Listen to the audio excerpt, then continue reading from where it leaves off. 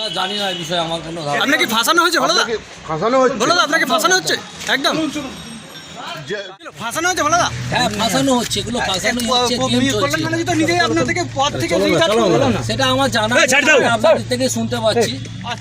বাঁকড়া কাণ্ডে অবশেষে মুখ খুললেন ডোমজুরের বিধায়ক কল্যাণ ঘোষ।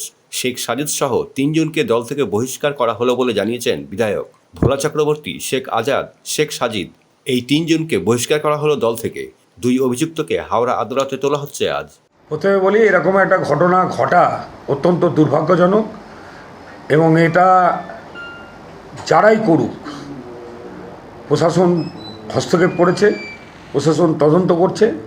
আশা করছি খুব তাড়াতাড়ি ওই যারা দুষ্কৃতী তাদেরকে ধরতে পারবে। সেই ধরতে পারার পরে প্রকৃত ঘটনা জানা যাবে।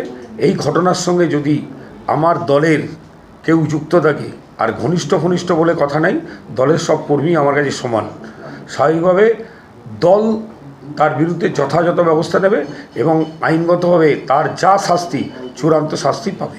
কোনো গোষ্ঠীদ্বন্দ্ব নেই আমাদের এখানে, কোনো গোষ্ঠীদ্বন্দ্ব নেই। এগুলো যেগুলো ঘটনা, সেটা হচ্ছে পারিবারিক তাদের ঘটনা। তৃণমূল কর্মীদের এক প্রতিনিধি হয়ে সেখানে কাজ করে, সেটা একটা সময় পঞ্চায়েতের প্রতিনিধি হিসেবে একটা কোর কমিটি করা হয়েছিল, তাকে দেওয়া হয়েছিল, কিন্তু বর্তমানে সে কোনো কিছুতেই নেই। আর ও এখন কোন পদে আছে? এখন কোনো পদেই নেই। এই ঘটনা কোনো অভিযোগ এখন এই মুহূর্তে এলাকার মানুষ করছে, তাদেরকে এই মুহূর্তে আমরা দল থেকে 3 জনকে সাসপেন্ড করছি। দলের কোনো দায়িত্বে বা কোনো জায়গায় এখন তারা থাকবে না। যদি দুষ্কৃতীরা ধরার পরে যদি তারা ক্লিন চিট পায়, তারপরে ভেবে দেখা হবে তারা দল কীভাবে করবে কি করবে না। কার কার নাম উঠে আছে? 3 জন।